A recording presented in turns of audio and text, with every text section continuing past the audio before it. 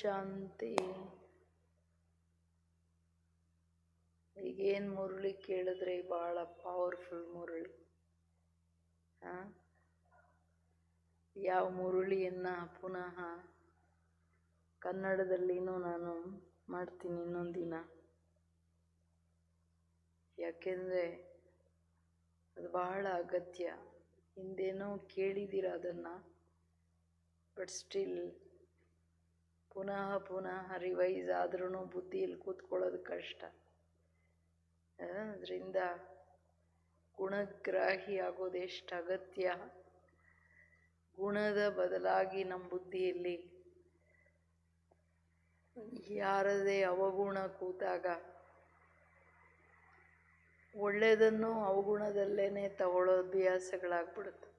ಒಂದು ಅವಗುಣಗಳನ್ನು ನೋಡೋದು, ಬುದ್ಧಿಯಲ್ಲಿ ಇಟ್ಕೊಂಡು ಹಂಗೆ ವ್ಯವಹರಿಸೋದು. ಇದು ನಾನ್ ವೆಜ್ ತಿಂದರೆ ಎಷ್ಟು ಪಾಪಕರ್ಮನೋ ಅಷ್ಟೇ ಅಂತ ಅಂದಿದ್ದಲ್ಲ.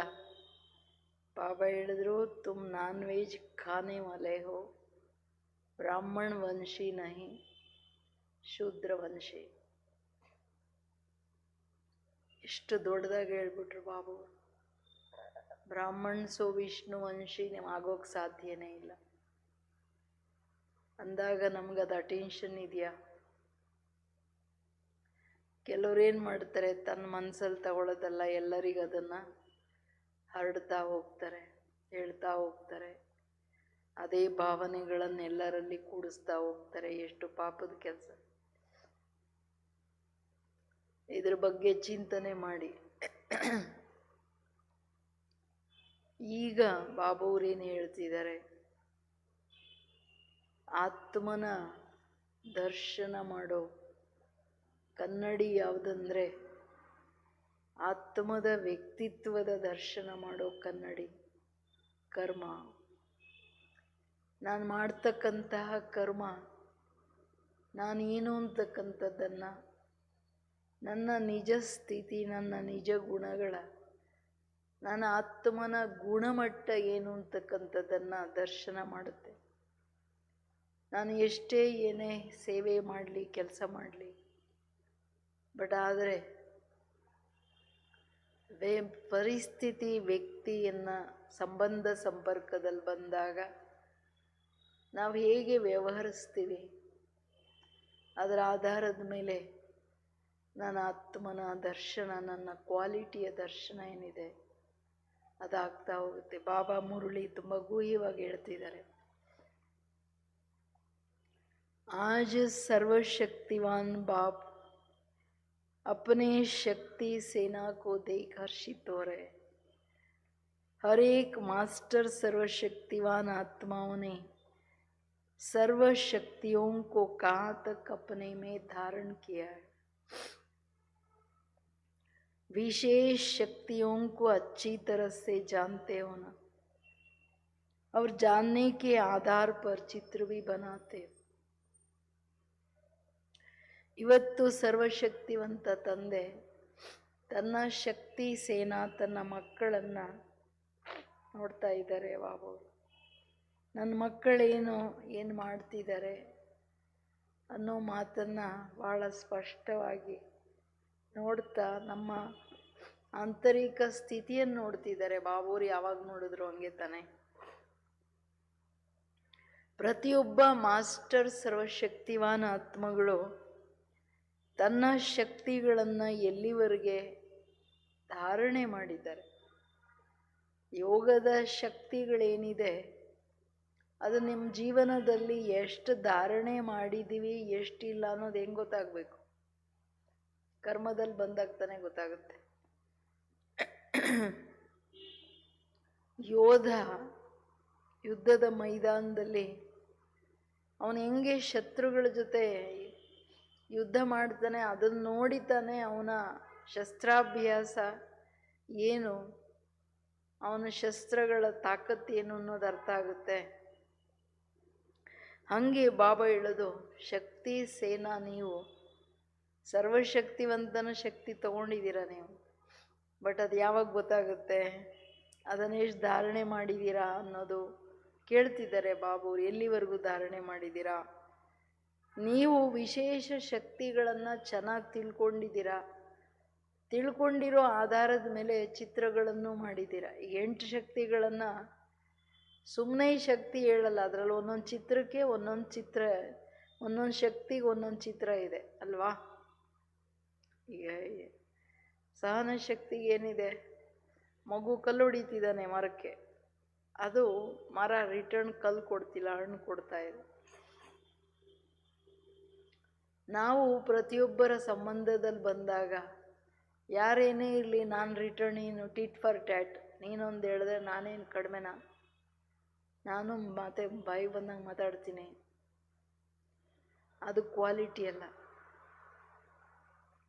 ಅದಕ್ಕೆ ಹೇಳ್ತಿದ್ದಾರೆ ಬಾಬುವರು, ಯಾವಾಗ ನೀವು ಶಕ್ತಿಗಳನ್ನು ಚಿತ್ರದಲ್ಲಿ ತೋರಿಸ್ತೀರಾ, ಅದನ್ನು ನಿಮ್ಮ ಜೀವನದಲ್ಲಿ ಎಷ್ಟು ಧಾರಣೆ ಮಾಡಿದ್ದೀರ, ವ್ಯವಹಾರದಲ್ಲಿ ಎಷ್ಟು ತರ್ತಿದ್ದೀರ? ये चित्र चैतन्य स्वरूप की निशानी है ना, ಶ್ರೇಷ್ಠತಾ ಅಥವಾ ಮಹಾಂತ. ಈ ಚಿತ್ರ ಚೈತನ್ಯ ರೂಪದ ನೆನಪಾರ್ತದು.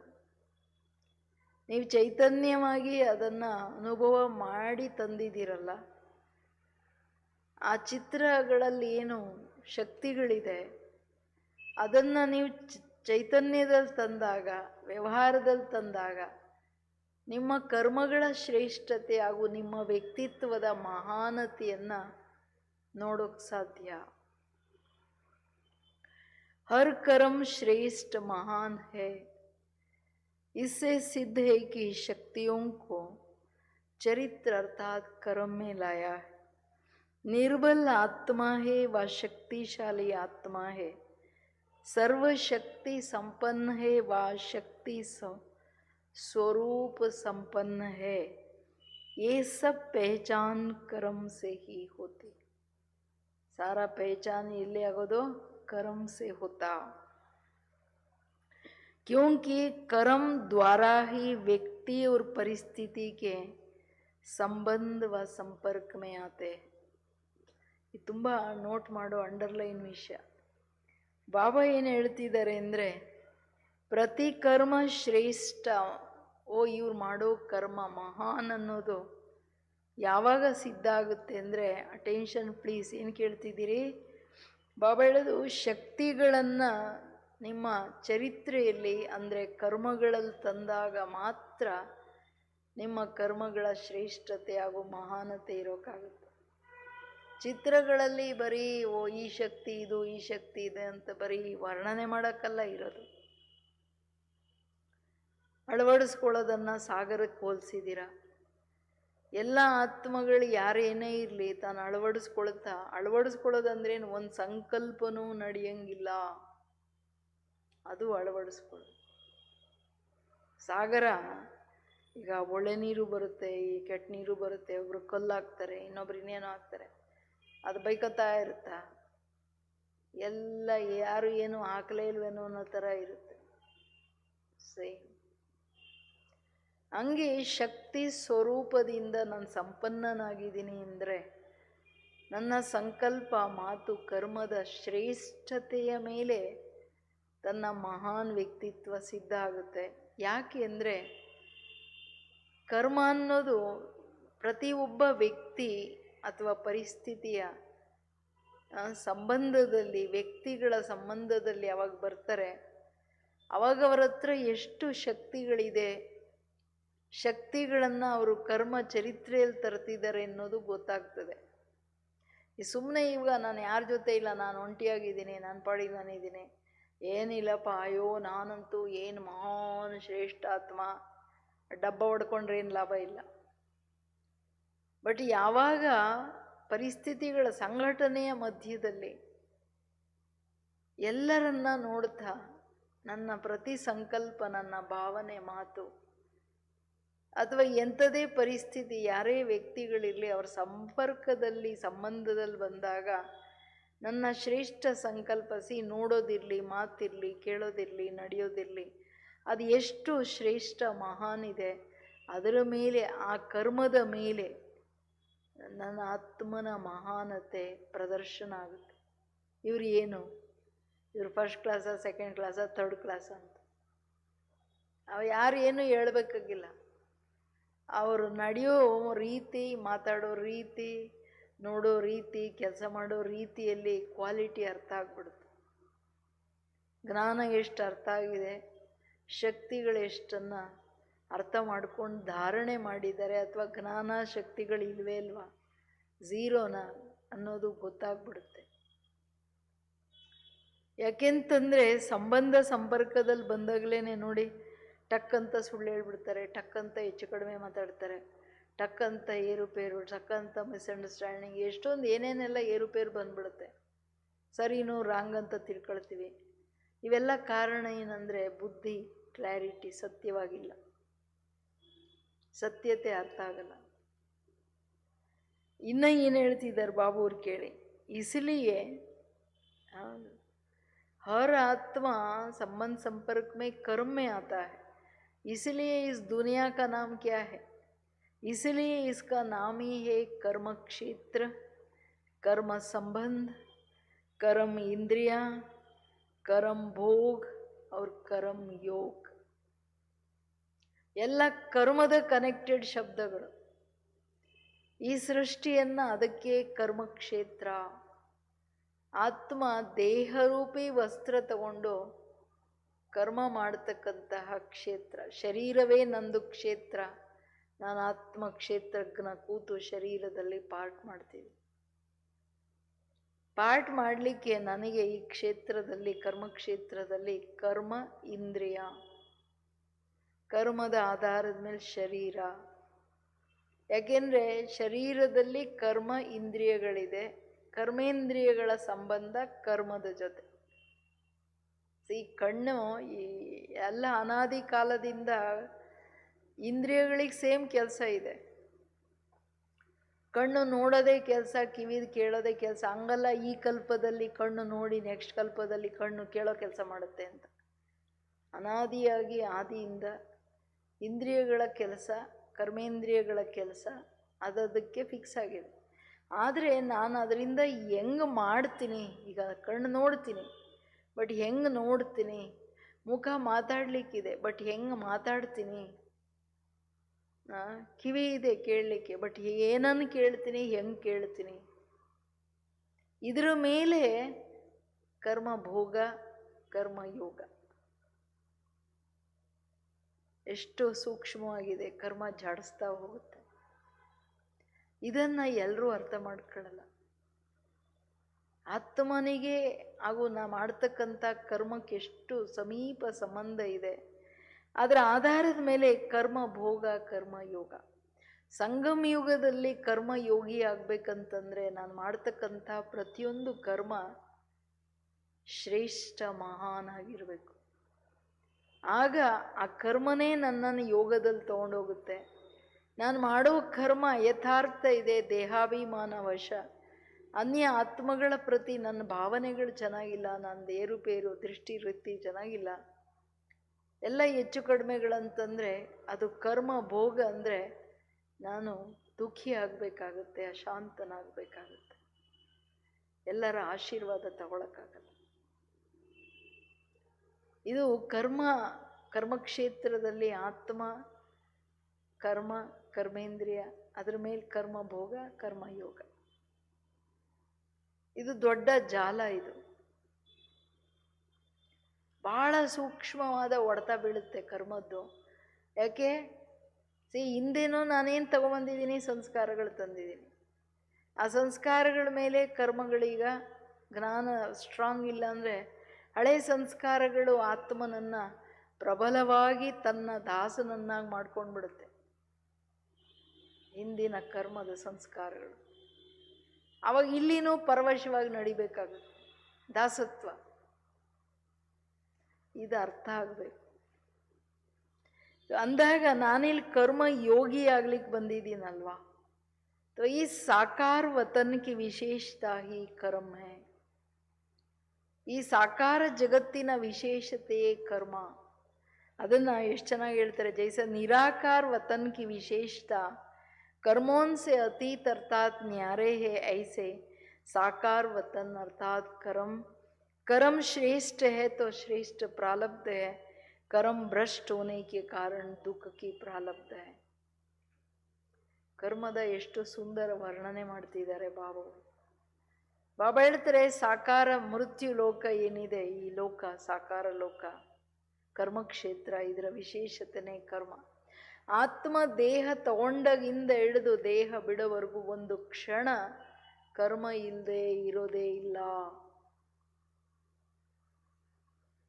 ಏಕೆ ನೋಡೋದು ಕರ್ಮನೆ, ಕೇಳೋದು ಕರ್ಮನೆ, ಮಾತಾಡೋದು, ಇದು ಸ್ವಾಭಾವಿಕವಾಗಿ ನಡೀತಾ ಇರುತ್ತೆ. ಕಣ್ಣು ತೆರೆದಾಗಿಂದ ಕಣ್ಣು ನೋಡ್ತಾನೇ ಇರುತ್ತೆ.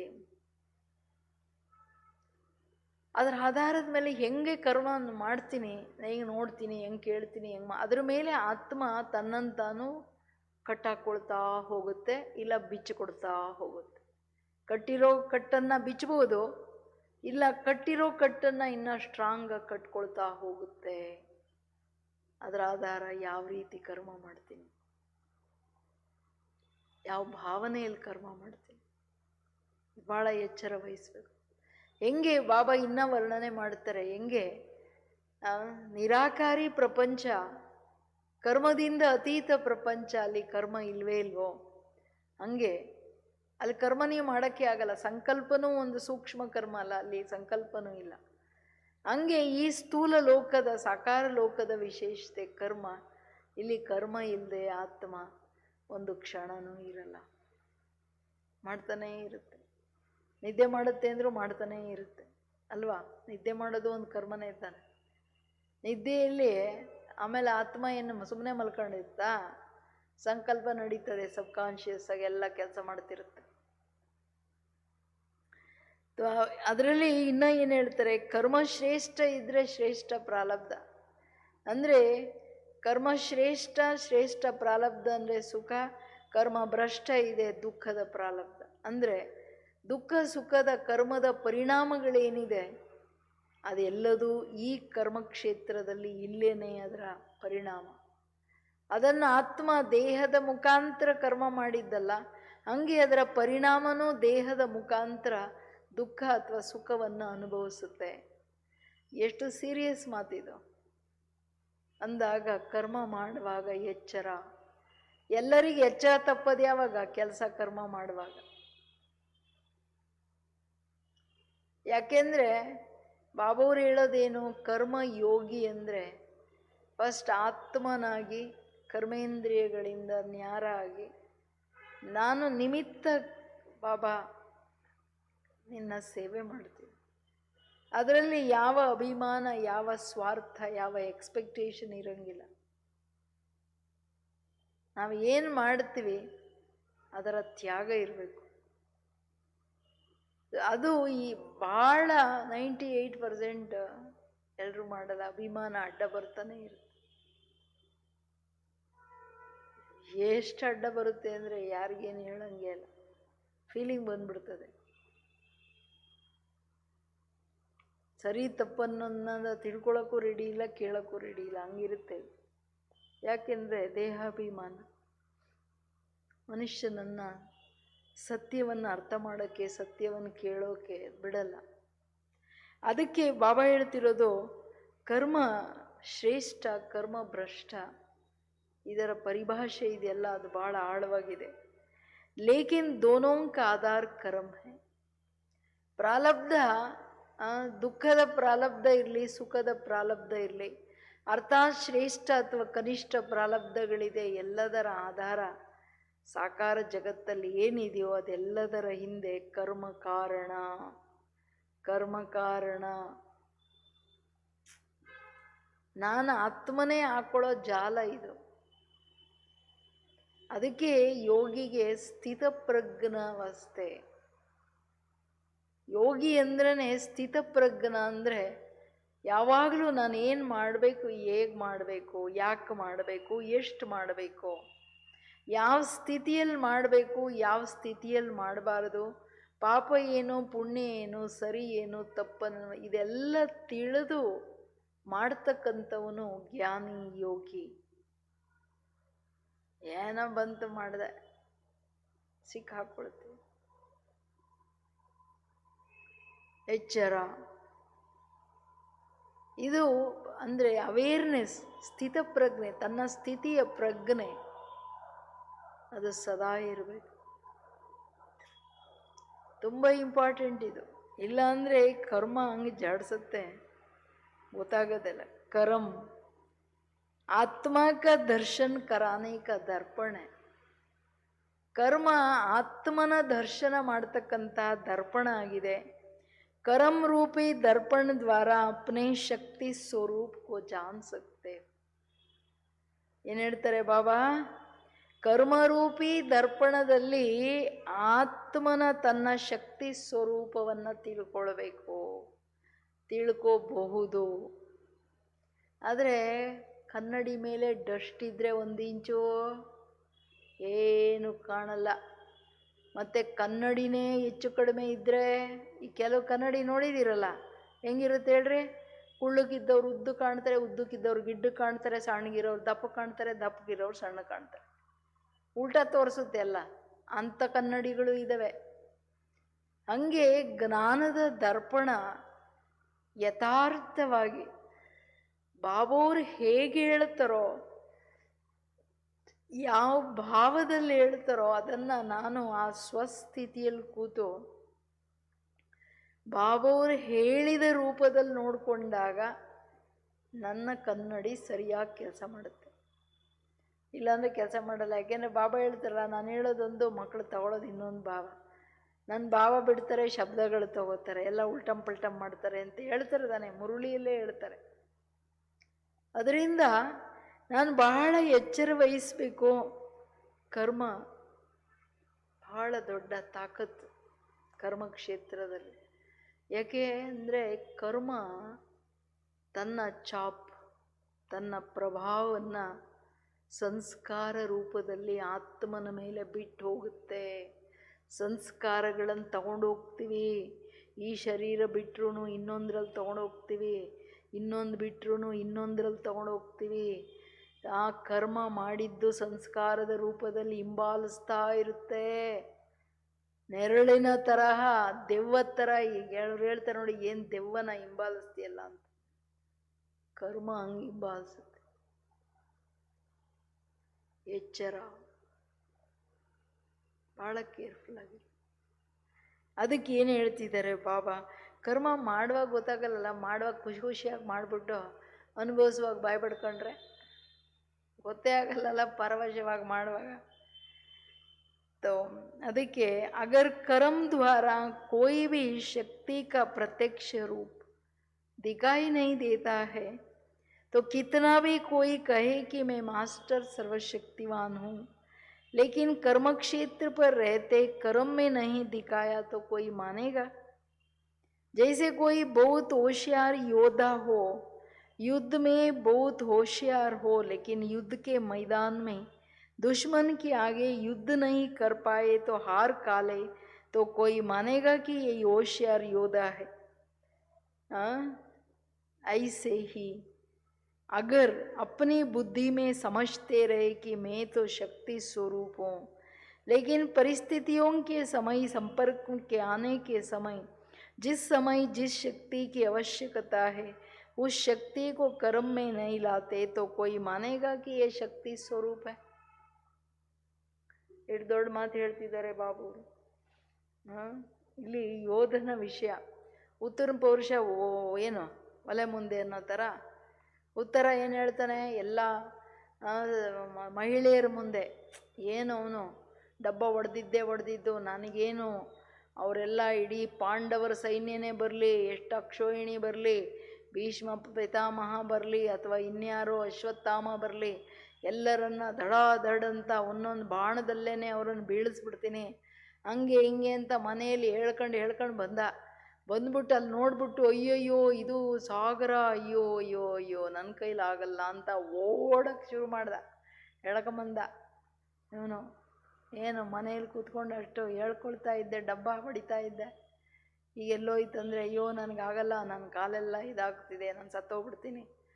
ಹಂಗೆ ಕೂತಿದ್ದ ಕಡೆ ಯಾರಿಲ್ಲ, ನಾನು ಮಾಸ್ಟರ್ ಸರ್ವಶಕ್ತಿವಾನ್, ಮಾಸ್ಟರ್ ಆಲ್ ಮೈಟಿ ಅಥಾರಿಟಿ, ನಾನು ಹಂಗೆ ನಾನು ಹಿಂಗೆ ಜ್ಞಾನಿತು ಆತ್ಮ ಅಂತ ಹೇಳ್ಕೊಂಬಿಟ್ಟು ಪರಿಸ್ಥಿತಿಗಳ ಮಧ್ಯದಲ್ಲಿ ವ್ಯಕ್ತಿಗಳ ಸಂಬಂಧ ಸಂಪರ್ಕದಲ್ಲಿ ಬಂದಾಗ ಅಲ್ಲಿ ಆಯಾ ಶಕ್ತಿಗಳ ಆಧಾರದ ಮೇಲೆ ಆ ಪರಿಸ್ಥಿತಿಗಳನ್ನು ಎದುರಿಸಿ ತನ್ನ ಏಕರಸ ಸ್ಥಿತಿ ಇಟ್ಕೊಳ್ಳೋಕ್ಕಾಗಲಿಲ್ಲ, ತನ್ನ ಆತ್ಮಸ್ವರೂಪದಲ್ಲಿ ಇರೋಕ್ಕಾಗಲಿಲ್ಲ.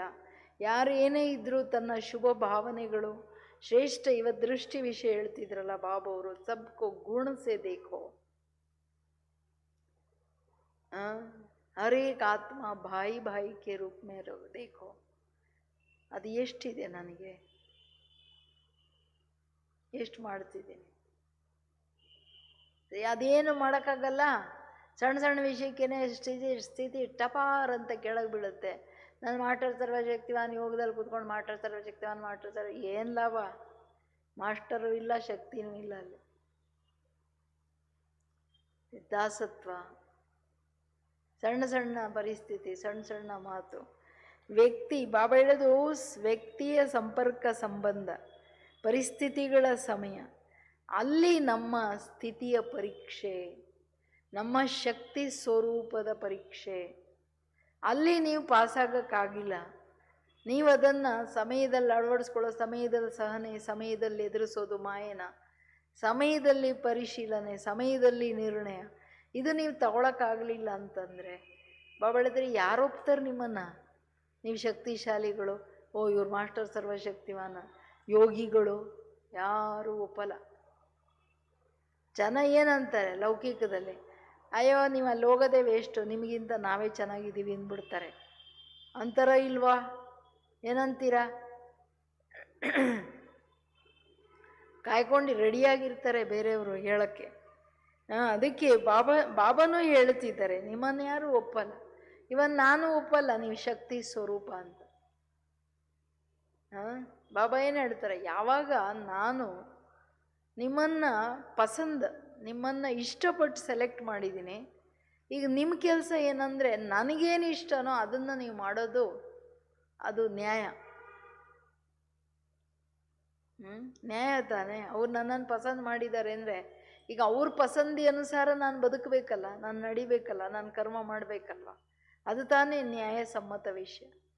ಹಾಗೆ ಬಾಬಾ ಹೇಳ್ತಿರೋದು, ಇಲ್ಲಿ ನೀವು ಶಕ್ತಿ ಸ್ವರೂಪ ನಾನು ಹಂಗೆ ಹಿಂಗೆ ಅಂತ ಹೇಳ್ಕೊಂಡಿದ್ದು ಯೋಗದಲ್ಲಿ. ಆಚೆ ನಾನು ಸತ್ ಸ್ವರೂಪ, ನಾನು ಸತ್ ಚಿತ್ತಾನಂದ ಸ್ವರೂಪ, ನಾನು ಅಂಥದ್ದು ಇಂಥದ್ದು. ಅಲ್ಲಿ ಆಚೆ ಬಂದ ತಕ್ಷಣ ಕರ್ಮದಲ್ಲಿ ಪಟ್ ಅಂತ ಸುಳ್ಳು ಹೇಳೋದು, ಠಗಾರಂತ ಸುಳ್ಳು. ಯಾರು ಹೇಳ್ತಾರೆ ನೀವು ಸತ್ ಸ್ವರೂಪ ಅಂತ? ಬರೀ ಸುಳ್ಳು, ಜ್ಞಾನ ಅರ್ಥವೇ ಆಗಲಿಲ್ಲ. ನಾನು ಸತ್ಯ ಚೈತನ್ಯ ಸತ್ ಸ್ವರೂಪದಲ್ಲಿದ್ದಾಗಲೇ ನಾನು ಆತ್ಮ ಆನಂದದ ಅನುಭವ ಮಾಡೋಕ್ಕಾಗುತ್ತೆ. ಅದ್ರ ಗಂಧನೇ ಅರ್ಥ ಆಗಲಿಲ್ಲ, ಬಾಯಿ ತೆರೆದ್ರೆ ಬರೀ ಸುಳ್ಳು. ದೇಹಾಭಿಮಾನನೂ ಇನ್ನೊಂದು ದೊಡ್ಡ ಸುಳ್ಳು. ದೇಹಾಭಿಮಾನದ ಚಲನೆ ವಲನೆ ಮಾತೇ ಸುಳ್ಳು.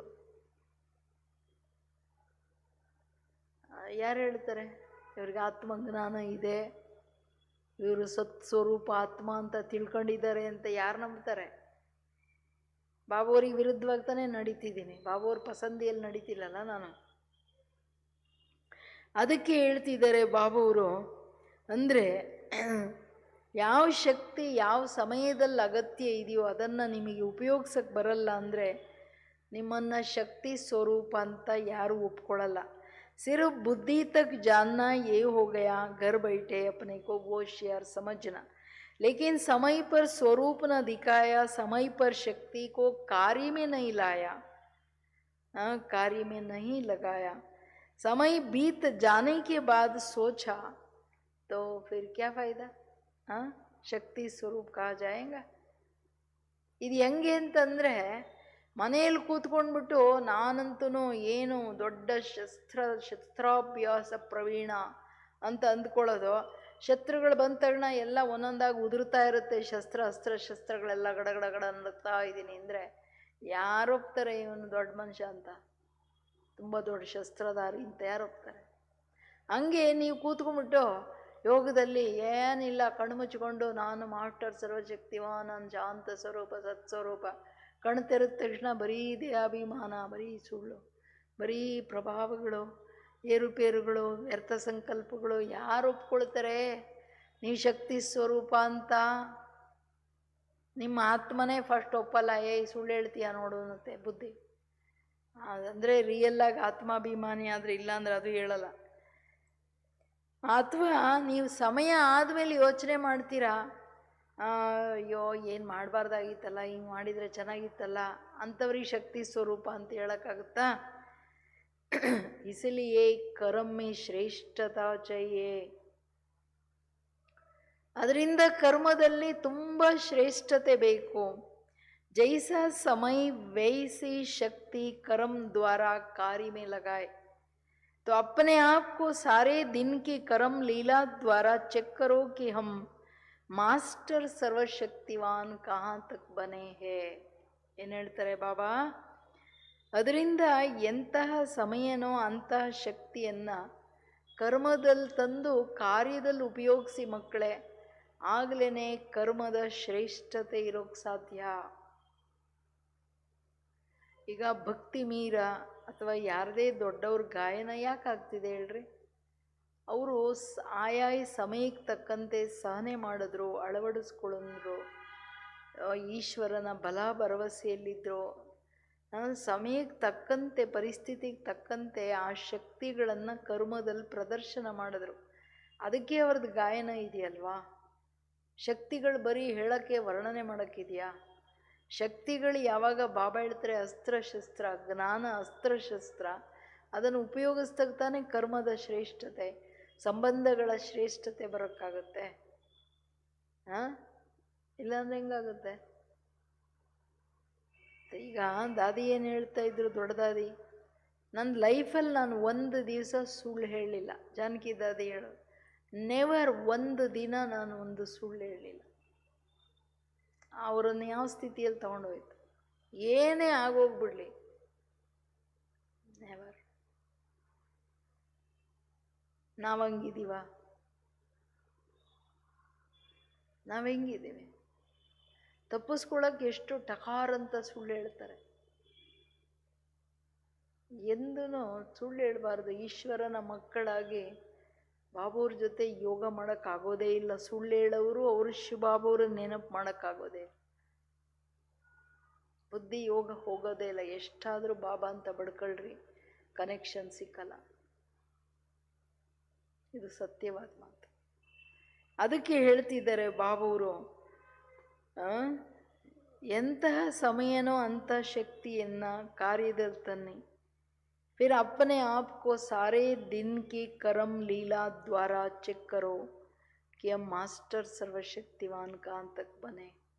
ನೀವು ಇಡೀ ದಿನದ ನಿಮ್ಮ ಕರ್ಮ ಲೀಲೆ ಇದೆಯಲ್ಲ, ಲೀಲೆ ಇದು ಸಾಕಾರ ಸೃಷ್ಟಿಯಲ್ಲಿ ನೀವು ನಿಮ್ಮ ಕರ್ಮವನ್ನು ಮಾಡ್ತಾ ಇದ್ದೀರಾ. ಇದರಲ್ಲಿ ಚೆಕ್ ಮಾಡ್ಕೊಳ್ಳಿ, ನಾನು ಮಾಸ್ಟರ್ ಸರ್ವಶಕ್ತಿವಾನ ಅಥವಾ ಬರೀ ಶಕ್ತಿವಾನ ಅಥವಾ ಶಕ್ತಿನೇ ಇಲ್ವಾ, ಎಲ್ಲಿದ್ದೀನಿ? ज़ीरो लेवल ताने. विशेष कौन सी शक्ति समय पर विजयी बनाती है और विशेष कौन सी शक्ति की कमजोरी बार बार हार खिलाती है. कई बच्चे अपनी कमजोर शक्ति को जानते भी हैं. ಯಾವ ಚೆಕ್ಕಿಂಗಲ್ಲಿ ಏನು ನೋಡ್ಕೋಬೇಕೋ, ವಿಶೇಷ ಯಾವ ಶಕ್ತಿ ಸಮಯದಲ್ಲಿ ವಿಜಯಿಯನ್ನಾಗಿ ಮಾಡುತ್ತೆ ಅಥವಾ ವಿಶೇಷ ಯಾವ ಶಕ್ತಿಯ ನಿರ್ಬಲತೆ, ಯಾವ ಶಕ್ತಿ ನನ್ನ ಹತ್ರ ಇಲ್ಲ, ಯಾವ ಕಾರಣ ಗಳಿಗೆಗೆ ನಾನು ಫೇಲ್ ಆಗಿಬಿಡ್ತಿದ್ದೀನಿ ಪರಿಸ್ಥಿತಿಗಳಲ್ಲಿ ನೋಡ್ಕೊಳ್ಳಿ. ಕೆಲವರಿಗೆ ತನ್ನ ವೀಕ್ನೆಸ್ ಗೊತ್ತಿದೆ, ನಾನು ಏನು, ನನ್ನಲ್ಲಿ ಏನಿದೆ ಅಂತ. ಆದರೆ कभी कोई धारणायुक्त संगठन होता या अपने स्व पुरुषार्थियों का वायुमंडल होता है, वर्णन भी करेंगे लेकिन साधारण रीति से. मेजॉरिटी अपनी कमजोरी को दूसरों से छिपाने की कोशिश करते हैं. समय पर कोई तो सुनाते भी है, फिर भी उसी कमजोरी के बीज को कम पहचानते. ಇದು ತುಂಬ ಡೀಪ್ ಆಗಿರೋ ಮಾತು. ಬಾಬಾ ಅವರೇನು ವರ್ಣನೆ ಮಾಡ್ತಿದ್ದಾರೆ, ಭಾಳ ಆಳವಾಗಿದೆ. ಏನು ಹೇಳ್ತಿದ್ದಾರೆ ಬಾಬಾ? ಕೆಲವರಿಗೆ ಅವ್ರವ್ರ ವೀಕ್ನೆಸ್ ಗೊತ್ತಿದೆ, ಆದರೆ ಸಂಘಟನೆಯಲ್ಲಿ ಬಂದಾಗ ತನ್ನ ಸಮಾನರಿರುವಾಗ ಹೇಳ್ಕೊಳ್ತಾರೆ, ಹೌದು ಇರಬಾರ್ದು ನನ್ನಲ್ಲಿ, ಅದು ಸ್ವಲ್ಪ ಹಂಗಿರುತ್ತೆ ಮೇಲ್ಮೇಲೆ. ಇನ್ನು ಮೆಜಾರಿಟಿ ತನ್ನ ವೀಕ್ನೆಸ್ ಮುಚ್ಚಿಟ್ಕೊಳಕ್ಕೆ ನೋಡ್ತಾರೆ. ಎಲ್ಲರ ಮುಂದೆ ತಾನು ಬಹಳ ಚೆನ್ನಾಗಿದ್ದೀನಿ, ಬಟ್ ಒಳಗಡೆ ಎಲ್ಲ ಕೊಳಕು, ದೇಹಾಭಿಮಾನದ ವಿಪರೀತವಾದ ದುರ್ಗಂಧ. ಮೇಲ್ ಮಾತ್ರ ಜ್ಞಾನಿ ಯೋಗಿ ಏನು ಆಹಾ ಅನ್ನೋ ಥರ, ಬಟ್ ಅದು ಸರಿಯಲ್ಲಲ್ಲ. ಚಿಪಾನೆ ಕಿ ಕೋಶಿಶ್, ಎಲ್ಲರೂ ಮೆಜಾರಿಟಿ. ಆದರೆ ಕೆಲವರು ತಿಳ್ಕೊಂಡು ವರ್ಣನೆ ಮಾಡ್ತಾರೆ, ಆದರೆ ಎಷ್ಟು ಸಾಧಾರಣವಾಗಿ ಮಾಡ್ತಾರೆ ಅಂದರೆ, ಆ ನಿರ್ಬಲತೆಯ ಸೀಡ್ ಅಂದರೆ ಬೀಜ ಏನು, ಅದರ ಕಾರಣ ಏನು, ಅದನ್ನು ಕಡಿಮೆ ಅರಿವು, ಕಡಿಮೆ ತಿಳ್ಕೊಂಡಿದ್ದಾರೆ. ಅದಕ್ಕೆ ಅದರ ಆಳದಲ್ಲೋಗಿ ಅಲ್ಲಿ ಆ ಬೇರಿಗೆ, ಆ ಬೀಜಕ್ಕೆ ಬೆಂಕಿ ಇಡಬೇಕಲ್ಲ, ನಿರ್ಬಲತೆಗೆ, ಅದು ಮಾಡೋಕ್ಕಾಗಲ್ಲ ಅವ್ರಿಗೆ. ಯಾಕೆಂದರೆ ಇದು ಕಾರಣ ಏನು ಅಂತ ಗೊತ್ತಿಲ್ಲ.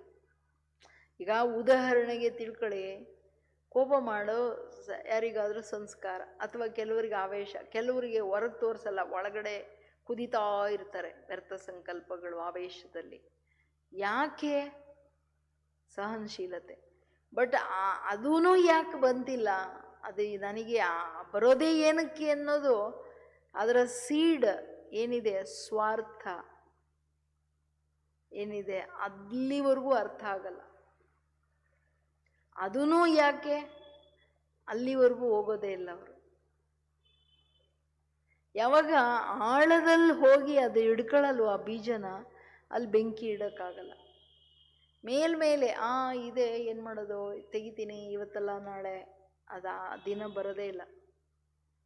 ಯಾಕೆಂದರೆ ಈಗ ಡಾಕ್ಟ್ರು ಜ್ವರ ಬಂತು, ಜ್ವರಕ್ಕೆ ಕಾರಣ ಏನು, ಕಾರಣಕ್ಕೆ ತಾನೇ ಔಷಧಿ ಕೊಡಬೇಕು. ಕಾರಣ ಬಿಡದೆ ಮೇಲ್ಮೇಲೆ ಔಷಧಿ ಕೊಟ್ಬಿಟ್ರೆ ಅದು ಇನ್ನೊಂದು ರೂಪ ತಗೊಳುತ್ತೆ. ಅದರಿಂದ ಬಾಬಾ ಹೇಳ್ತಿರೋದು, ಮಕ್ಕಳು ನಿರ್ಬಲತೆಯ ಬೀಜ ಕಡಿಮೆ, ಅರಿವು ಕಡಿಮೆ, ಮೇಲ್ಮೇಲೆ ತಿಳ್ಕೊತಾರೆ, ಬಟ್ ಉಸ್ಕಿ ಪಹಚಾನ್ ಅದಿಲ್ಲ. ಮೇಲ್ಮೇಲೆ ವರ್ಣನೆ ಮಾಡ್ತಾರೆ. बाहर के रूप के विस्तार को वर्णन करेंगे लेकिन बीज तक नहीं जाएंगे. ಹೊರಗಿನ ರೂಪ ವರ್ಣನೆ ಮಾಡ್ತಾರೆ. ಅಯ್ಯೋ ವ್ಯರ್ಥ ಸಂಕಲ್ಪ ಬರುತ್ತೆ, ನನಗೇನೋ ಬೇಜಾರು, ನಂಗದು ಇದು, ಬಟ್ ಯಾಕೆ, ನನಗೆ ಯಾಕೆ ಖುಷಿ ಇಲ್ಲ, ನನಗೆ ಯಾಕೆ ಶಕ್ತಿ ಇಲ್ಲ, ನನಗೆ ಯಾಕೆ ಆನಂದ ಆಗಲ್ಲ, ಅದರ ರೂಟ್ ಕಾಸ್ ಏನು, ಅದರ ಬೀಜ ಏನು, ಅಲ್ಲಿವರೆಗೂ ಹೋಗಲ್ಲ. ಮೇಲ್ಮೇಲೆ ಬಾಹರ್ಮುಖತೆಯಲ್ಲಿ ಹೇಳ್ಕೊಳ್ತಾರೆ.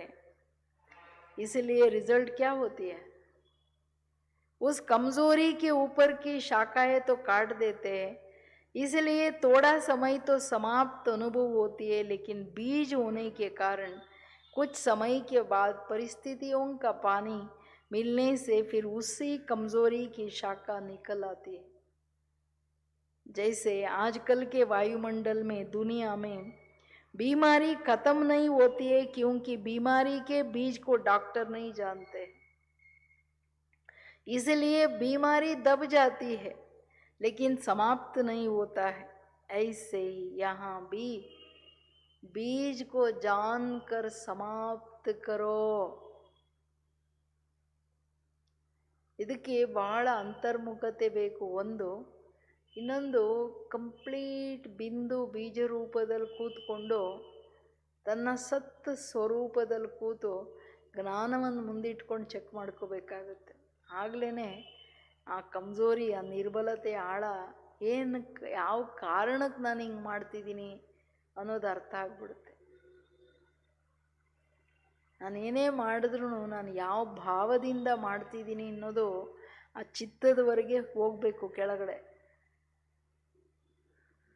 ಅಷ್ಟು ಅಂತರ್ಮುಖತೆಯ ಸೈಲೆನ್ಸ್ ಬೇಕು ಈ ಸತ್ಯತೆ ಅರ್ಥ ಮಾಡ್ಕೊಳ್ಳೋಕ್ಕೆ. ಅದಕ್ಕೆ ಬಾಬಾ ಹೇಳ್ತಿರೋದು, ರಿಸಲ್ಟ್ ಏನಪ್ಪ ಅಂದರೆ, ಮೇಲ್ಮೇಲೆ ತಿಳ್ಕೊಳ್ತಾರೆ, ಮೇಲ್ಮೇಲೆ ವರ್ಣನೆ ಮಾಡೋದ್ರಿಂದ ನಿರ್ಬಲತೆಯ ಮೇಲಿನ ಶಾಖೆಗಳು ಕಟ್ ಮಾಡ್ತಾರೆ.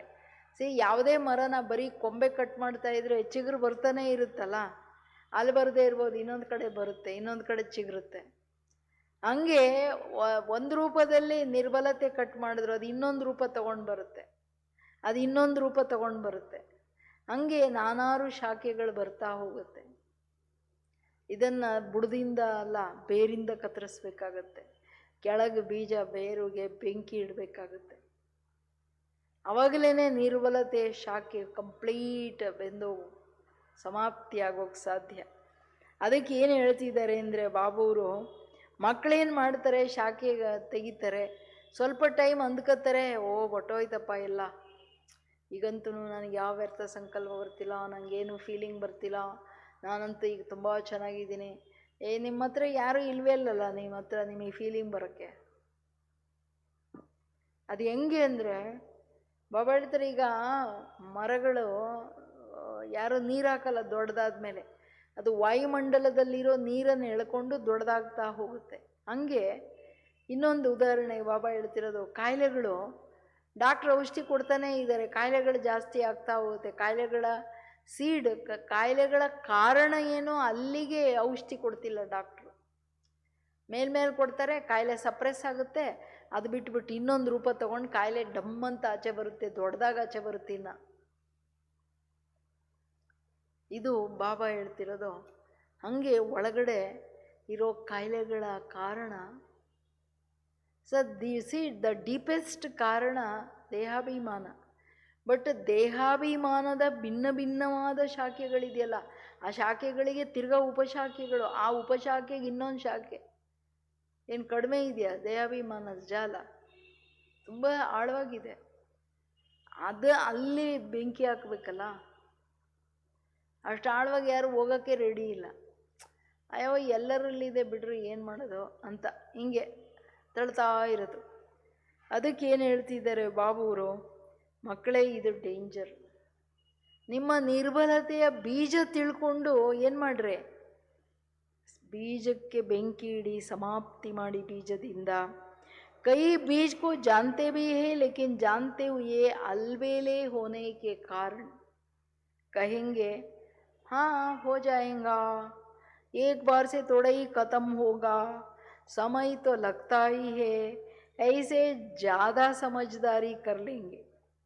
जिस समय पावरफुल बनना चाहिए उस समय नॉलेजफुल बन जाते हैं. लेकिन नॉलेज की शक्ति है, उस नॉलेज को शक्ति रूप में यूज़ नहीं करते, पॉइंट के रूप में यूज़ करते हैं, ಶಕ್ತಿ के रूप में नहीं. ಕೇಳಿದ್ರಾ? ಬಾಬಾ ಹೇಳ್ತಾರೆ, ಕೆಲವು ಮಕ್ಕಳಿಗೆ ತನ್ನ ರೂಟ್ ಕಾಸ್ ಏನು ಕಾರಣ, ನನ್ನ ಈ ವೀಕ್ನೆಸ್ಗೆ ಅಂತ ಗೊತ್ತು ಎಲ್ಲ, ಆದರೆ ಕೇರ್ಲೆಸ್, ಅದನ್ನು ತೆಗಿಯೋ ಪ್ರಯತ್ನ ರೆಡಿನೇ ಇಲ್ಲ. ಕೇರ್ಲೆಸ್ ಇರೋದ್ರಿಂದ ಏನು ಹೇಳ್ತಾರೆ, ಹಾಂ ಮಾಡ್ತೀನಿ, ಪರಿವರ್ತನೆ ಆಗ್ತೀನಿ, ಈಗೇನು ಆಗಲ್ಲ ಅಂತ ಹೇಳಿದ್ನಾ, ಆಗ್ಬಿಡುತ್ತೆ, ಇವತ್ತಲ್ಲ ನಾಳೆ, ಒಂದೇ ಸಾರಿ ಏನು ಎಲ್ಲ ಆಗ್ಬಿಡುತ್ತಾ, ನಿಧಾನಕ್ಕೆ ಮಾಡ್ತೀನಿ. ಇದು ಕೇರ್ಲೆಸ್. ಸಮಯ ಅಂತೂ ಹಿಡಿಯುತ್ತಲ್ಲ, ಏನು ಎಲ್ಲರೂ ಚಿಕ್ಕವರು ದೊಡ್ಡವರಾಗ್ಬಿಡ್ತಾರಾ, ನಿಧಾನಕ್ಕೆ ತಾನೇ ಆಗ್ತಾರೆ, ಎಲ್ಲ ಉದಾಹರಣೆಗಳನ್ನು ರೆಡಿ ಇಟ್ಕೊಂಡಿರ್ತಾರೆ. ಕೇರ್ಲೆಸ್ ಇರೋವ್ರ ಹತ್ರ ಕಾರಣಗಳು, ನೆಪಗಳು ಎಷ್ಟು ಚೆನ್ನಾಗಿ ರೆಡಿ ಇರುತ್ತೆ ಗೊತ್ತಾ, ಕತೆ ಥರ. ಅಷ್ಟು ಚೆನ್ನಾಗಿ ಕತೆ ಹೇಳ್ತಾರೆ, ಕಾರಣಗಳನ್ನು, ನೆಪಗಳನ್ನು ತನ್ನಂತಾನು ಮುಚ್ಚಿಟ್ಕೊಳ್ಳೋಕ್ಕೆ, ತನ್ನ ಕೇರ್ಲೆಸ್ಸನ್ನು ಮುಚ್ಚಿಡೋಕ್ಕೆ. ಅಂದರೆ ಇದೆ ಮುಚ್ಚಿಡೋದು ಏನಕ್ಕೆ ಅಂದರೆ, ತಾನು ಅಚ್ಚಾ ಸಿದ್ಧಕರ್ನ, ನಾನು ಸರಿ ಅಂತ ಸಿದ್ಧ ಮಾಡೋಕ್ಕೆ ಇವೆಲ್ಲ. ಅದಕ್ಕೇನು ಹೇಳ್ತಿದ್ದಾರೆ ಬಾಬಾ ಅಂದರೆ, ಜಾಸ್ತಿ ತನ್ನ ಬುದ್ಧಿವಂತಿಕೆ ತೋರ್ಸಕ್ಕೆ ಬರ್ತಾರೆ ಇಂಥವರು. ಇವ್ರೇನಂದರೆ ಯಾವ ಟೈಮಲ್ಲಿ ನಾಲೆಜ್ಫುಲ್ ಆಗಬೇಕು, ಅವ್ರು ಪವರ್ಫುಲ್ ಇರೋ ಟೈಮಲ್ಲಿ ನಾಲೆಜ್ಫುಲ್ ತೋರ್ಸೋಕ್ಕೆ ಒಂದಕ್ಕೆ ಇನ್ನೊಂದು ಉಲ್ಟಾ ಪ್ರದರ್ಶನ ಮಾಡ್ತಾರೆ. ಅದಕ್ಕೇ ಕೇರ್ಲೆಸ್ಸು ಅಂದರೆ ಸಫಲ ಆಗಲ್ಲ ಅವರು. ಆದರೆ ಬಾಬಾ ಹೇಳೋದು, ಜ್ಞಾನ ಒಂದು ಶಕ್ತಿ, ಜ್ಞಾನ ಒಂದು ಶಸ್ತ್ರ. ಜ್ಞಾನವನ್ನು ಶಕ್ತಿಯಾಗಿ ಯೂಸ್ ಮಾಡಲ್ಲ, ಪಾಯಿಂಟಾಗಿ ಯೂಸ್ ಮಾಡ್ತಾರೆ. ಅಯ್ಯೋ ಏನು ಎಲ್ಲ ಒಂದೇ ಸಾರಿ ಆಗ್ಬಿಡುತ್ತಾ, ಮಾಡಿಬಿಡ್ತೀನಿ, ಆಗ್ಬಿಡುತ್ತೆ, ಇವತ್ತಲ್ಲ ನಾಳೆ, ಏನು ಎಲ್ಲರೂ ಆಗ್ಬಿಟ್ಟಿದ್ದಾರಾ, ಹಿಂಗೆ ಪಾಯಿಂಟ್ಗೆ ರೂಪಮೇ ಯೂಸ್ ಮಾಡಿದಾಗ ಅದು ಪಾಯಿಂಟೇ, ಶಕ್ತಿ ಎಲ್ಲಾಗುತ್ತೆ. ನಾಲೆಜ್ ಈಸ್ ಲೈಟ್ ಮೈಟ್ ಅಲ್ಲ. ಇನ್ನೊಂದೇನು ಹೇಳ್ತಾರೆ, ಲೇಕಿನ್ ಹರ್ ಶಕ್ತಿ हर ज्ञान की पॉइंट शस्त्र है, उसे शस्त्र के रूप में यूज़ नहीं करते हैं, इसलिए बीज को जानो. अलबेलेपन में आकर के अपनी संपन्नता में व संपूर्णता में कमी नहीं करो. क्या नहीं करो? ಕಮಿ ನಹಿ ಕರೋ. ಎಷ್ಟು ದಯಾಸಾಗರ ನಮ್ಮ ತಂದೆ. ಜ್ಞಾನ ಒಂದು ಶಸ್ತ್ರ. ಬಾಣ ಮಿಟ್ಟ ತಕ್ಷಣ ತೀರ್ ಸಹಿತ ಪಂಚಿ ಸತ್ತೋಬೇಕದು. ಇಲ್ಲ ಖಡ್ಗ ಶಾರ್ಪ್ ಆಗಿತ್ತಂದ್ರೆ ತಲೆ ಕೆಳಗೆ ಬೀಳಬೇಕು. ಹಂಗೆ ಅಯ್ಯೋ ನನ್ನ ಹತ್ರ ಶಸ್ತ್ರ ಇದೆ, ಯಾರ ಮೂಗುನು ಕುಯ್ಯಕ್ಕಾಗಲ್ಲ, ಏನು ಅಳ್ಳಾಡ್ಸಕ್ಕೆ ಆಗಲ್ಲ, ಹಂಗಿದೆ ಅಂದರೆ ಯಾರು ಒಪ್ಕೋತಾರೆ? ಜ್ಞಾನದ ಶಸ್ತ್ರ ನನ್ನ ಹತ್ರ ಇದೆ ಅಂದರೆ. ಶಸ್ತ್ರ ನನಗೆ ಕೆಲ್ಸಕ್ಕೆ ಬರ್ತಿಲ್ವೇ? ನನ್ನ ಸಂಸ್ಕಾರಗಳನ್ನೇ ನಾನು ಕತ್ತರಿಸೋಕ್ಕಾಗ್ತಿಲ್ಲ, ಇನ್ನು ಬೇರೆದೇನು ಕತ್ತರಿಸೋದು? ಶಸ್ತ್ರದ ರೂಪದಲ್ಲಿ, ಶಕ್ತಿಯ ರೂಪದಲ್ಲಿ ಜ್ಞಾನವನ್ನು ಉಪಯೋಗಿಸ್ತಿಲ್ಲ. ಅದಕ್ಕೆ ಬಾಬಾ ಹೇಳ್ತಾರೆ, ಬೀಜ ತಿಳ್ಕೊಳ್ಳಿ, ನಿಮ್ಮ ವೀಕ್ನೆಸ್ ಏನು? ಅಲ್ಬೇಲಪನ್. ಮೇಯ್ನ್ ಯೋಗಿಗೆ ಪರಮಶತ್ರು ಆಲಸ್ಯ, ಹುಡುಗಾಟಿಕೆ. ಆಲಸ್ಯದಲ್ಲಿ ಬಂದು, ಆ ಹುಡುಗಾಟಿಕೆಯಲ್ಲಿ ಬಂದೇನು ತನ್ನ ಸಂಪನ್ನತೆ ಸಂಪೂರ್ಣತೆಯನ್ನು ಪಡ್ಕೊಳ್ಬೇಕು ಟೈಮಿಗೆ ಮುಂಚೆ, ಅದರಲ್ಲಿ ಕೊರತೆ ತಂದುಕೊಳ್ಬೇಡಿ, ಕಮಿ ನೈ ಕರೋ ಅಂದರು. ಯಾಕೆ? ಸಂಪನ್ನತೆ ಸಂಪೂರ್ಣತೆಯಲ್ಲಿ ಕೊರತೆ ತಂದುಕೊಳ್ಳೋದಂದರೆ ತನ್ನ ಶ್ರೇಷ್ಠ ರಾಜಾಯಿ ಪ್ರಾರಬ್ಧಕ್ಕೆ ಕೊಡ್ಲಿ ಏಟ್ ಹಾಕೋದು. ತನ್ನ ಯಥಾರ್ಥ ಪರಿವರ್ತನೆಗಳನ್ನು ಮಾಡಿಕೊಳ್ಳಿಲ್ಲ ಅಂತಂದರೆ, ದೇಹಾಭಿಮಾನದ ತ್ಯಾಗ ಆಗಲಿಲ್ಲ ಅಂದರೆ ಏನು ತಗೊಳಕ್ಕಾಗಲ್ಲ. ತ್ಯಾಗ ಇಲ್ಲದೆ ಭಾಗ್ಯ ಇಲ್ಲವೇ ಇಲ್ಲ. ತನ್ನ ಅವಗುಣಗಳ, ಹಳೆಯ ಸಂಸ್ಕಾರಗಳ, ಹಳೆಯ ದೇಹಾಭಿಮಾನದ ದುರ್ಗಂಧ ಎಲ್ಲಿವರೆಗೂ ಬಿಡಲ್ವೋ, ಇದರ ತ್ಯಾಗ ಇಲ್ವೋ, ಅಲ್ಲಿವರೆಗೂ ಕರ್ಮ ಶ್ರೇಷ್ಠ ಆಗಕ್ಕಾಗೋದೇ ಇಲ್ಲ. ಈ ದುರ್ಗಂಧ ಎಲ್ಲೋ ಒಂದು ಕಡೆ ಕರ್ಮ ಕೆಡಿಸ್ಬಿಡುತ್ತೆ. ಬಟ್ ಕೆಲವರಿಗೆ ಇದು ಅರ್ಥವೇ ಆಗಲ್ಲ, ಈ ದೇಹಾಭಿಮಾನ ಹೆಂಗೆ ಹೊಡಿತಿದೆ ಅಂತ. अगर बीज को जानने के बाद स्वयं में जानने की शक्ति अनुभव करते हो, लेकिन भस्म करने की शक्ति नहीं समझते हो, तो अन्य ज्वाला स्वरूप श्रेष्ठ आत्माओं का भी सहयोग ले सकते हो. क्योंकि कमज़ोर आत्मा होने के कारण डायरेक्ट बाप द्वारा कनेक्शन और करेक्शन नहीं कर पाते, तो सेकंड नंबर श्रेष्ठ आत्माओं का सहयोग ले, स्वयं को वेरीफाई कराओ. वेरीफाई होने से सहज पावरफुल प्यूरिफाई हो जाएंगे. ವೆರಿಫೈ ಸೇ ಪ್ಯೂರಿಫೈ. ತಂದೆ ಹೇಳ್ತಕ್ಕಂಥದ್ದೇನು? ಮಕ್ಕಳೇ, ಬೀಜವನ್ನು ತಿಳ್ಕೊಂಡು ನಿಮ್ಮನ್ನು ನೀವು ತಿಳ್ಕೊಳ್ತಕ್ಕಂಥ ಶಕ್ತಿಯ ಅನುಭವ ಮಾಡಿ. ನಿಮ್ಮನ್ನು ಕರೆಕ್ಟಾಗಿ ತಿಳ್ಕೊಳ್ಳಿ, ಆಗ ಭಸ್ಮ ಕರ್ನೆ ಕಿ ಶಕ್ತಿ ಆಯಂಗ. ತನ್ನ ತಿಳ್ಕೊಳ್ಳಿಲ್ಲ ಅಂದರೆ ಭಸ್ಮ ಮಾಡೋ ಶಕ್ತಿನೂ ಬರುತ್ತೆ. ನನಗೆ ಅರ್ಥನೇ ಆಗಲಿಲ್ಲಲ್ಲ ನನ್ನ ಹತ್ರ ಏನಿದೆ ವೀಕ್ನೆಸ್ ಅಂತ. ಆ ಭಸ್ಮ ಎಂತ ಮಾಡೋದು? ಏನು ಮಾಡೋಕ್ಕಾಗಲ್ಲ.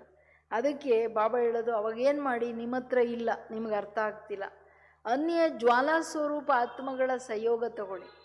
ನೀವು ಅವ್ರನ್ನ ಕೇಳಿ, ನಾನು ಮಾಡ್ತಿರೋ ಸರಿನಾ, ನನ್ನಲ್ಲಿ ಇದಿದೆ, ನಾನು ಹಿಂಗೆ ಮಾಡ್ತೀನಿ.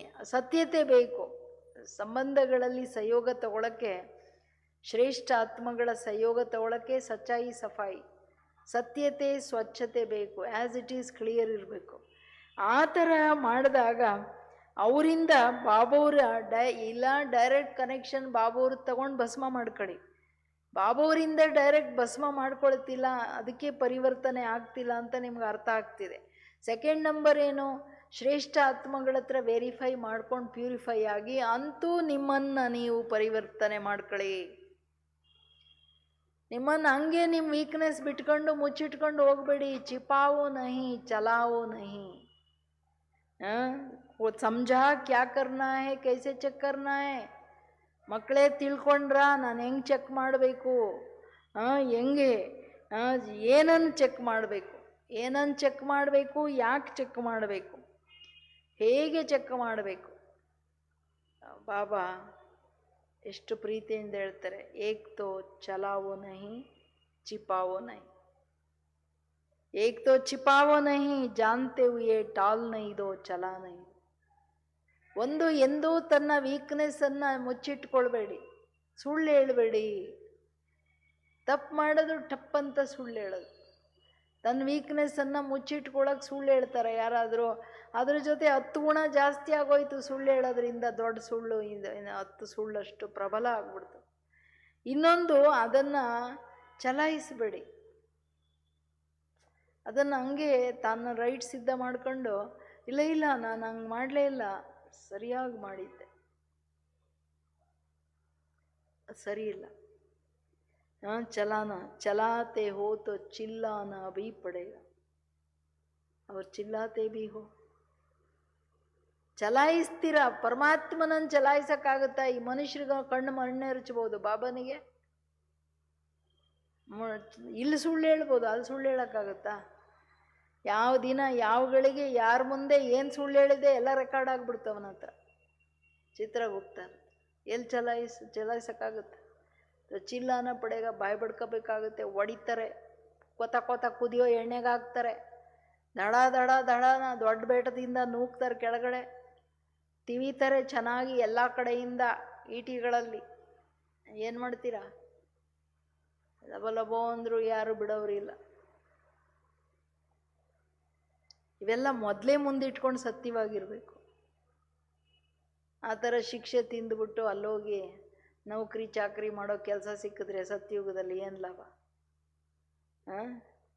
ಇಲ್ಲಿ ಚಲಾಯಿಸುವಾಗ ಮುಚ್ಚಿಟ್ಕೊಳ್ಳುವಾಗ ಚೆನ್ನಾಗಿತ್ತಲ್ಲ, ತನ್ನ ತಪ್ಪುಗಳನ್ನು ತನ್ನ ವೀಕ್ನೆಸ್ಗಳನ್ನು ಮುಚ್ಚಿಟ್ಕೊಂಡು ನಾನು ಸರಿ ಅಂತ ಸಿದ್ಧ ಮಾಡೋದು, ನಾವು ಮಾಡೇ ಇಲ್ಲ ಅಂತ ಸಿದ್ಧ ಮಾಡೋದು. ಎಂಥದ್ದಿದ್ದು ಗಲೀಜು. नेवर हंगिरकूडदु। तो आज बाप दादा शक्ति सेना की शक्ति को देख रहे थे। अभी प्राप्त की हुई शक्तियों को कर्म में लाओ, क्योंकि विश्व की आत्माओं के आगे कर्म ही आपकी पहचान कराएगा। कर्म से वो सहज जान लेंगे। कर्म सबसे स्थूल चीज़ है, संकल्प सूक्ष्म शक्ति है। आजकल की आत्माएं स्थूल मोटे रूप को जल्दी जान सकती है, वैसे सूक्ष्म शक्ति स्थूल से बहुत श्रेष्ठ है, लेकिन लोगों के लिए सूक्ष्म शक्ति के वाइब्रेशन को कैच करना अभी मुश्किल है। ತಂದೆ ಹೇಳೋದೇನೆಂದರೆ, ನೀವು ಎಷ್ಟು ಶಕ್ತಿ ಸ್ವರೂಪರಾಗಿದ್ದೀರಾ ಅನ್ನೋದನ್ನು ತಂದೆ ನೀವು ಶಕ್ತಿ ಸೇನೆಯ ಶಕ್ತಿ ಸ್ವರೂಪ ಸ್ಥಿತಿಯಿಂದ ನೋಡ್ತಾ ಇದ್ದಾರೆ. ಪ್ರಾಪ್ತವಾಗಿರೋ ಶಕ್ತಿಗಳನ್ನು ಮಕ್ಕಳೇ ಕರ್ಮದಲ್ಲಿ ತಗೊಂಡು ಬನ್ನಿ. ಯಾಕೆಂದರೆ ವಿಶ್ವದ ಆತ್ಮಗಳ ಮುಂದೆ ನೀವು ಯಾರು ಅನ್ನೋದು ನಿಮ್ಮ ಕರ್ಮ ಪ್ರದರ್ಶನ ಮಾಡುತ್ತೆ. ನೀವು ಯಾರ ಮಕ್ಕಳು ಅನ್ನೋದೂ ನೀವು ಮಾಡೋ ಕರ್ಮದಿಂದ ಅರ್ಥ ಆಗುತ್ತೆ. ನೀವು ಕರ್ಮ ಮಾಡುವಾಗ ಏರಫೇರಿ ಮಾಡ್ತೀರಾ, ದೇಹಾಭಿಮಾನ ವಶ, ಹಳೇ ಸಂಸ್ಕಾರಗಳ ಸುಳ್ಳು, ಅದನ್ನೇ ಚಲಾಯಿಸ್ತಿದ್ದೀರಾ ಅಂದರೆ ಯಾರೂ ಒಪ್ಕೊಳ್ಳಲ್ಲ ನೀವು ಪರಮಾತ್ಮನ ಮಕ್ಕಳು ಅಂತ. ಕರ್ಮನೇ ಸಹಜವಾಗಿ ಎಲ್ಲರಿಗೆ ಪ್ರದರ್ಶನ ಮಾಡುತ್ತೆ. ಏಕೆ? ಕರ್ಮ ಸ್ಥೂಲವಾಗಿ ಕಣ್ಣಿಗೆ ಕಾಣುತ್ತೆ. ಕರ್ಮಕ್ಕಿಂತ ಶ್ರೇಷ್ಠ ಸಂಕಲ್ಪ ಶಕ್ತಿ. ಬಟ್ ಆದರೆ ಸಂಕಲ್ಪ ಶ್ರೇಷ್ಠ, ಸಂಕಲ್ಪದ ಶ್ರೇಷ್ಠ ವೈಬ್ರೇಷನ್ ತಿಳ್ಕೊಳ್ಳೋ ಅಷ್ಟು ಸೂಕ್ಷ್ಮ ಬುದ್ಧಿ ಇಲ್ಲ ಮನುಷ್ಯರು. ಅದಕ್ಕೆ ಸ್ಥೂಲ ಕರ್ಮ ನೋಡಿ ಅರ್ಥ ಮಾಡ್ಕೊಳ್ತಾರೆ ಇವ್ರು ಶ್ರೇಷ್ಠನ ಕನಿಷ್ಠನ ಅಂತ. ಮತ್ತು ಸೂಕ್ಷ್ಮ ಸಂಕಲ್ಪನೂ ಏನು ಕರ್ಮದಲ್ಲಿ ತಾನೇ ಕಾಣುತ್ತೆ. ಸಂಕಲ್ಪ ಒಂದು, ಕರ್ಮ ಇನ್ನೊಂದಂತೂ ಇರೋಕ್ಕಾಗಲ್ಲ. ಸಂಕಲ್ಪದಲ್ಲಿ ಏನು ಡಿಗಿಡಿ ನಡೆಯುತ್ತೆ ಅದು ತಾನೇ ಕರ್ಮದಲ್ಲಿ ಕಾಣುತ್ತೆ. ಅದಕ್ಕೇನು ಹೇಳ್ತಿದ್ದಾರೆ ಬಾಬಾ ಅಂದರೆ, ಕರ್ಮದ ಮುಖಾಂತರ ಕರ್ಮ ಶಕ್ತಿ ದ್ವಾರ ಆಪ್ಕಿ ಸಂಕಲ್ಪ ಶಕ್ತಿ ಕೋ ಭಿ ಜಾನ್ ಜಾಯೆಂಗೆ. ಕರ್ಮದ ಆಧಾರದ ಮೇಲೆ, ಕರ್ಮದ ಶ್ರೇಷ್ಠತೆ ಎಷ್ಟಿರುತ್ತೋ ಅದರ ಆಧಾರದ ಮೇಲೆ ಓ ಇವ್ರ ಸಂಕಲ್ಪಗಳು ಎಷ್ಟು ಶ್ರೇಷ್ಠನಪ್ಪ ಅನ್ನೋದು ತಿಳ್ಕೊಳ್ತಾರೆ. ಕರ್ಮ ಅಂದರೆ ಬರೀ ನಾನು ಮಾಡೋ ಕೆಲಸ ಅಲ್ಲ, ನಾನು ಹೆಂಗೆ ನೋಡ್ತೀನಿ, ಏನು ಮಾತಾಡ್ತೀನಿ, ಹೆಂಗೆ ಮಾತಾಡ್ತೀನಿ, ಏನು ಕೇಳ್ತೀನಿ, ಹೆಂಗೆ ಕೇಳ್ತೀನಿ, ಏನನ್ನೇ ಮಾಡ್ತೀನಿ, ಪ್ರತಿ ಗಳಿಗೆ ಅದರಲ್ಲಿ ಎಷ್ಟು ಗುಣಗಳಿದೆ, ಜ್ಞಾನ ಹಾಗೂ ಶಕ್ತಿಗಳ ಶ್ರೇಷ್ಠತೆ ಇದೆ, ಅದು ಆತ್ಮನ ದರ್ಶನ ಮಾಡಿಸುತ್ತೆ. ನೀವು ಪರಮಾತ್ಮನ ಮಕ್ಕಳು ಅನ್ನೋದು ಆ ಶ್ರೇಷ್ಠ ಸಂಕಲ್ಪಗಳ ಆಧಾರದ ಮೇಲೆ ಏನು ಕರ್ಮದ ಶ್ರೇಷ್ಠತೆ ನೋಡ್ತಾರೆ, ಅವಾಗ ಅವ್ರು ಒಪ್ಕೊಳ್ತಾರೆ. मनसा सेवा कर्मणा से श्रेष्ठ है। वृत्ति द्वारा वृत्तियों को वायुमंडल को परिवर्तन करना, ये सेवा भी अति श्रेष्ठ है, लेकिन इससे सहज कर्म में उसकी परिभाषा तो पहले भी सुनाई, लेकिन आज इस बात को स्पष्ट कर रहे हैं कि कर्म द्वारा शक्ति स्वरूप का दर्शन अथवा साक्षात्कार कराओ तो कर्म द्वारा संकल्प शक्ति तक पहुंचना सहज हो जाएगा. ಎಷ್ಟು ದೊಡ್ಡದಾಗಿ ಹೇಳ್ತಿದ್ದಾರೆ ಬಾಬವರು. नहीं तो कमजोर कर्म सूक्ष्म शक्ति बुद्धि को भी संकल्प को भी नीचे ले आती है. जैसे धरणी की आकर्षण ऊपर की चीज को नीचे ले आती है, इसलिए चित्र को चरित्र में लाओ. ಒಂದೊಂದು ಶಬ್ದ ಬಾಬವ್ರದ್ದು ಗೋಲ್ಡನ್ ಅಕ್ಷರಗಳಲ್ಲಿ ಬರಿಬೇಕು. ಪ್ರತಿ ಮುರುಳಿಯ ಒಂದೊಂದು ಶಬ್ದ ಅಷ್ಟು ಆಳವಾಗಿದೆ. ಎಷ್ಟು ಆಳವಾಗಿ ಹೇಳ್ತಿದ್ದಾರೆ ಬಾಬಾ. ಬಾಬಾ ಹೇಳ್ತಿದ್ದಾರೆ, ಮಕ್ಕಳೇ, ಮನಸಾ ಸೇವೆ ಕರ್ಮಣಗಿಂತ ಶ್ರೇಷ್ಠ, ಅದಕ್ಕಿಂತ ಇನ್ನ ಶ್ರೇಷ್ಠ ವೃತ್ತಿಯಿಂದ ವೃತ್ತಿಗಳನ್ನು ಚೇಂಜ್ ಮಾಡೋದು, ಅಂದರೆ ಭಾವನೆಗಳಿಂದ ಭಾವನೆ ಚೇಂಜ್ ಮಾಡೋದು, ವೃತ್ತಿಯ ವೈಬ್ರೇಷನಿಂದ ವಾಯುಮಂಡಲ ಚೇಂಜ್ ಮಾಡೋದು, ಇವೆಲ್ಲ ಇನ್ನೂ ಶ್ರೇಷ್ಠ ಸೇವೆ. ಆದರೆ ಎಲ್ಲದಕ್ಕಿಂತ ಸಹಜವಾಗಿ ಮನುಷ್ಯರಿಗೆ ಅರ್ಥ ಆಗೋದು ಕರ್ಮ. ನಾನು ಹೆಂಗೆ ಮಾಡ್ತಿದ್ದೀನಿ, ಅದರಲ್ಲಿ ನನ್ನ ಮನೋಭಾವನೆ, ನನ್ನ ಸಂಕಲ್ಪ ಏನು ಅನ್ನೋದು ಕರ್ಮಗಳ ಶ್ರೇಷ್ಠತೆಯ ಮೇಲೆ ಜನಕ್ಕೆ ಅರ್ಥ ಆಗುತ್ತೆ. ನನ್ನನ್ನು ನೀವು ಶೋ ಮಾಡೋಕ್ಕಾಗತ್ತೆ. ಅದರ ಪರಿಭಾಷೆ ಮೊದಲೇನೂ ಹೇಳಿದ್ದೆ, ಇವತ್ತು ನಾನು ಈ ಮಾತನ್ನು ಸ್ಪಷ್ಟ ಮಾಡ್ತಿದ್ದೀನಿ. ಕರ್ಮದ ಮುಖಾಂತರ ನೀವು ಶಕ್ತಿ ಸ್ವರೂಪದ ದರ್ಶನ ಮಾಡೋಕ್ಕೆ ಸಾಧ್ಯ. ಸಾಕ್ಷಾತ್ಕಾರ ಮಾಡಿಸಿ. ನೀವು ನಿಮ್ಮ ಶಕ್ತಿ ಸ್ವರೂಪದ ಸಾಕ್ಷಾತ್ಕಾರ ನಿಮ್ಮ ಕರ್ಮಗಳ ಶ್ರೇಷ್ಠತೆಯಿಂದ ಮಾಡಿಸಿ. ಯಾಕೆಂದರೆ ಕರ್ಮದ ಮುಖಾಂತರ ಸಂಕಲ್ಪದವರೆಗೆ ಮುಟ್ಟೋದು ಬಹಳ ಸಹಜ.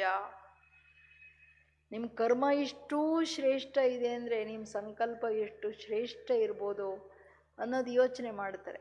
ನಿಮ್ಮ ಮಾತು, ನಿಮ್ಮ ನೋಟ, ನೀವು ಕೇಳೋ ರೀತಿ, ನೀವು ನಡೆಯೋ ರೀತಿ, ಸಂಪರ್ಕದಲ್ಲಿ ಬರೋ ಸಂಬಂಧಗಳ ಜೊತೆ ವ್ಯವಹಾರ ಮಾಡೋ ಸಭ್ಯತೆ, ಇದ್ರ ಮೇಲೆ ಗೊತ್ತಾಗುತ್ತೆ ನಿಮ್ಮ ಸಂಕಲ್ಪ ಎಷ್ಟು ಶ್ರೇಷ್ಠ. ವಕ್ರವಾಗಿದ್ದರೆ ಸಂಕಲ್ಪ ಎಷ್ಟು ವಕ್ರವಾಗಿರ್ಬೋದು ಅಂದ್ಕೊತಾರೆ. ಸುಳ್ಳು ಹೇಳಿದ್ರೆ ಒಳಗಡೆ ಇವರು ಕಂಪ್ಲೀಟ್ ಸುಳ್ಳಿನ ಕಂತೆ ಅಂತ ಅರ್ಥ ಆಗುತ್ತೆ ಅಲ್ವಾ. ಅದರಿಂದ ಬಾಬಾ ಹೇಳೋದು, ಕರ್ಮದ ಆಧಾರದ ಮೇಲೇ ನೀವು ನಿಮ್ಮ ಶ್ರೇಷ್ಠತೆ, ನಿಮ್ಮ ಶಕ್ತಿ ಸ್ವರೂಪದ ಸಾಕ್ಷಾತ್ಕಾರ ಮಾಡಿಸೋದು. ನಿರ್ಬಲ ಕರ್ಮಗಳು ಎಷ್ಟು ದೊಡ್ಡ ನುಕ್ಸಾನ್ ಮಾತು ಹೇಳ್ತಿದ್ದಾರೆ ಬಾಬಾ. ನಿರ್ಬಲ ಕರ್ಮಗಳು, ಕರ್ಮ ನೋಡೋಕ್ಕೆ ಮೋಟ ರೂಪದಲ್ಲಿ ಇರ್ಬೋದು, ಆದರೆ ನಿಮ್ಮ ಮನಸ್ಸು ಬುದ್ಧಿಯನ್ನು ವಿಚಲಿತ ಮಾಡಿಬಿಟ್ಟು ಕೆಳಗೆ ತಗೊಂಡು ಬರುತ್ತೆ. ಕರ್ಮ ಮನಸ್ಸು ಬುದ್ಧಿ ಮೇಲೆ ಅಂತಹ ಪ್ರಭಾವವನ್ನು ಹಾಕುತ್ತೆ. ನೀವು ಪರಮಧಾಮಕ್ಕೆ ಹೋಗ್ಬೇಕಂದ್ರೆ ನೀವು ಮಾಡಿರೋ ಕರ್ಮ ಸೀದಾ ಟಕಾರ ಅಂತ ನೆಲಕ್ಕೆ ತಗೊಂಬಂದು ಅಪ್ಪಳಿಸ್ಬಿಡುತ್ತೆ. ಸುಮ್ಮನೆ ಕೂರ್ಸಲ್ಲ, ಪಟ್ ಅಂತ ಹೊಡಿತದೆ. ಮೇಲಿಂದ ಧಡಾರಂತ ಬಿದ್ದರೆ ಎಷ್ಟು ಏಟು ಬೀಳ್ತದೆ, ಹಂಗೆ ಹೊಡ್ತಾ ಬೀಳುತ್ತೆ.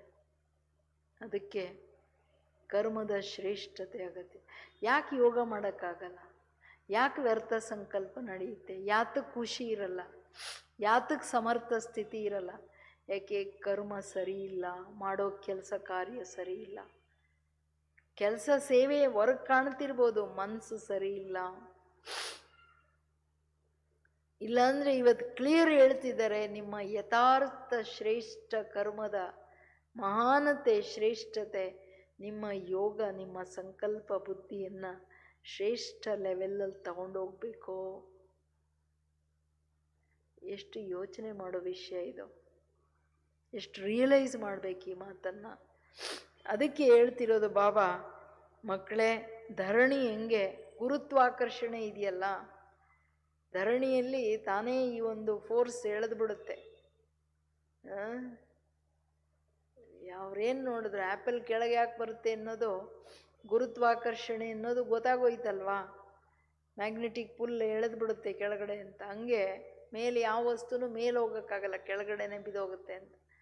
ಹಂಗೆ ಸ್ಥಿತಿ ಕೆಳಗೆ ಬೀಳ್ತಿದೆ ಅಂದರೆ ಅದಕ್ಕೆ ಕಾರಣ ಏನೋ, ನೀವು ಮಾಡೋ ಕರ್ಮ ಸರಿ ಇಲ್ಲದೆ ಇರೋದ್ರಿಂದ ನಿಮ್ಮ ಸ್ಥಿತಿಯನ್ನು ಎಳೆದು ಬಿಡುತ್ತೆ. ನಿಮ್ಮನ್ನು ಮೇಲಿನ ಆರುವ ಕಳೆಯಲ್ಲಿ ಶ್ರೇಷ್ಠ ಸಮರ್ಥ ಸ್ಥಿತಿಯಲ್ಲಿ ಏಕಾಗ್ರ ಆಗಕ್ಕೆ ಬಿಡಲ್ಲ.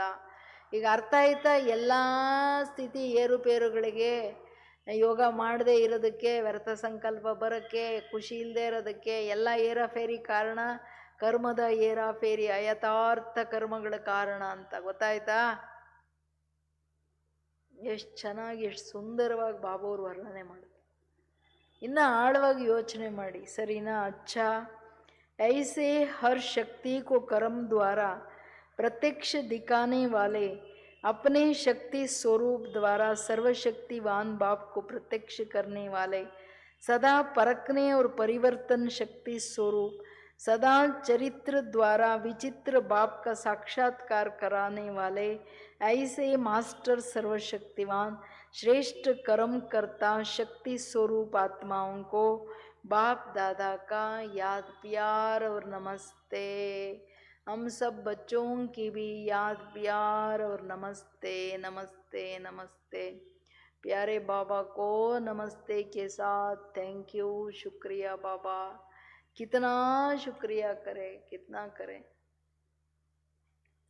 सदा तन्न शक्तियों को कर्म द्वारा, ಶಕ್ತಿಗಳನ್ನು ಕರ್ಮದ ಮುಖಾಂತರ ತೋರಿಸ್ತಕ್ಕಂಥ ಮಕ್ಕಳಿಗೆ, ತನ್ನ ಶಕ್ತಿ ಸ್ವರೂಪದಿಂದ ಸರ್ವಶಕ್ತಿವಂತನನ್ನು ಪ್ರಖ್ಯಾತ ಮಾಡೋ ಮಕ್ಕಳಿಗೆ, ಸದಾ ಪರಿಶೀಲನೆ ಹಾಗೂ ಪರಿವರ್ತನಾ ಶಕ್ತಿಯಿಂದ, ಸದಾ ಚರಿತ್ರೆಯಿಂದ ವಿಚಿತ್ರ ತಂದೆಯನ್ನು ಸಾಕ್ಷಾತ್ಕಾರ ಮಾಡಿಸ್ತಕ್ಕಂಥವ್ರು, ಈ ಥರ ಮಾಸ್ಟರ್ ಸರ್ವಶಕ್ತಿವಾನ್ ಶ್ರೇಷ್ಠ ಕರ್ಮಕರ್ತ ಶಕ್ತಿ ಸ್ವರೂಪಾತ್ಮಗಳಿಗೆ ತಂದೆಯ ನೆನಪು, ಪ್ರೀತಿ ಹಾಗೂ ನಮಸ್ತೆ. ಓಂ ಶಾಂತಿ.